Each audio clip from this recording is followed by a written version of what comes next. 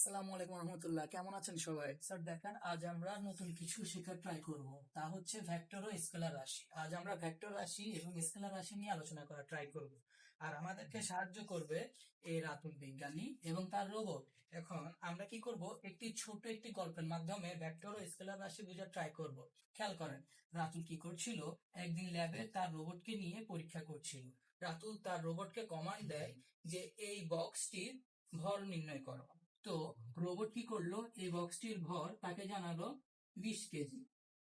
পরবর্তীতে রাতুল খুশি হলো এবং তাকে আরো একটি কমান্ড দিল, বলল যে এই যে বাস্কেটবলটি দেখতেছো, এই বাস্কেটবলটি বাস্কেটে থ্রো করার জন্য।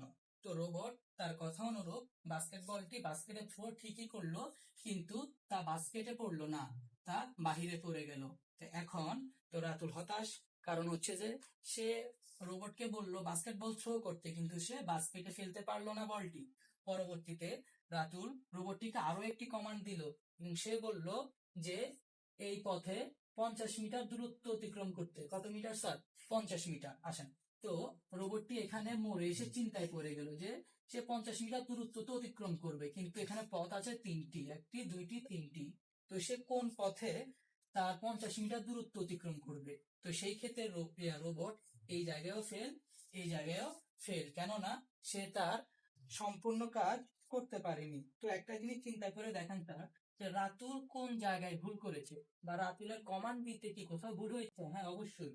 কেননা রাতুল যদি বাস্কেটবলটি বাস্কেটে কোন দিক বরাবর থ্রো করতে হবে তা উল্লেখ করে দিত, তাহলে রোবট ঠিকই বাস্কেট নিতে পারত। তো এই ক্ষেত্রে আবার রোবটকে যদি বলা হতো কোন দিক বরাবর 50 মিটার দূরত্ব অতিক্রম করতে হবে, তাহলে রোবট ঠিকই 50 মিটার দূরত্ব অতিক্রম করতো, তার গন্তব্যস্থলে পৌঁছে যেত। তো এখন স্যার দেখেন, আমরা কিন্তু এই ক্ষেত্রে দুই ধরনের রাশির দিকে লক্ষ্য করতে পারি। এক হলো স্কেলার রাশি, এক হলো ভেক্টর রাশি। তো স্যার, মূলত যে রাশি যে রাশি প্রকাশ করার জন্য মান ও দিক উভয় প্রয়োজন, একটা জিনিস খেয়াল করেন, এই ক্ষেত্রে কিন্তু বাস্কেটকে শুধু থ্রো করতে বললে হয়নি, তাকে একটি নির্দিষ্ট স্পিডে থ্রো করতে বলা হয়েছে, কিন্তু কোন দিকে থ্রো করতে বলা হয়েছে তা উল্লেখ ছিল না। তাহলে এই ক্ষেত্রে মানেরও প্রয়োজন হয়েছে, আবার দিকেরও প্রয়োজন হয়েছে। আবার আপনি এখানে দেখেন যে তাকে 50 মিটার দূরত্ব অতিক্রম করতে বলা হয়েছে, কিন্তু কোন দিকে বলা হয়েছে তা বলা হয়নি। তাহলে এই ক্ষেত্রেও মান ও দিক উভয়ের প্রয়োজন হয়েছে। তো কিন্তু আমরা আরেকটা জিনিস লক্ষ্য করলাম, যে সে যখন এই বক্সে ভর নির্ণয় করলো, তখন কিন্তু তার কোনো দিকের প্রয়োজন হয়নি, সে শুধু 20 কেজি দিয়ে এই বক্সের ভর প্রকাশ করতে পেরেছে সম্পূর্ণরূপে। তাহলে স্যার, আমরা দেখতে পাই যে কিছু কিছু রাশি আছে যাদের প্রকাশ করার জন্য মান ও দিক উভয় প্রয়োজন, কিছু কিছু রাশি আছে যাদের প্রকাশ করার জন্য শুধু মানের প্রয়োজন। তাহলে এই ক্ষেত্রে পার্থক্য হলো, যেই সকল রাশি প্রকাশ করার জন্য মানের ও দিকের উভয় প্রয়োজন, সেগুলোকে আমরা বলবো ভেক্টর রাশি। কি রাশি স্যার? ভেক্টর রাশি।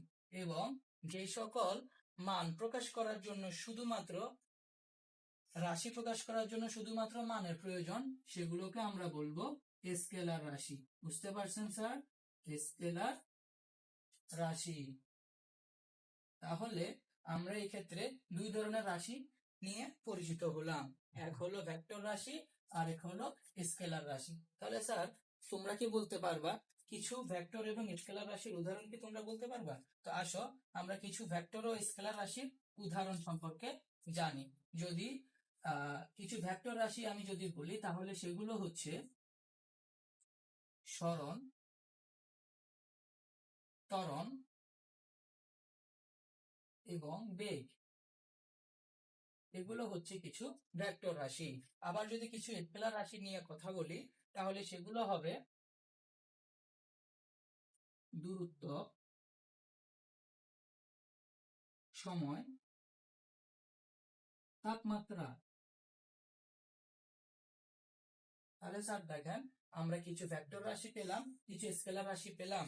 তাহলে আমরা এই ক্ষেত্রে বলতে পারি আমরা ভেক্টর রাশিকেও চিনে গেলাম, স্কেলার রাশিকেও চিনে গেলাম। যদি শর্টটা আমি একটু বলি, যে সকল রাশি প্রকাশ করার জন্য তার মান এবং দিক উভয় প্রয়োজন সেগুলোকে ভেক্টর রাশি বলবো, এবং যে সকল রাশি প্রকাশ করার জন্য শুধু আর শুধুমাত্র মানের প্রয়োজন সেগুলোকে আমরা বলবো স্কেলার রাশি। ধন্যবাদ সবাই।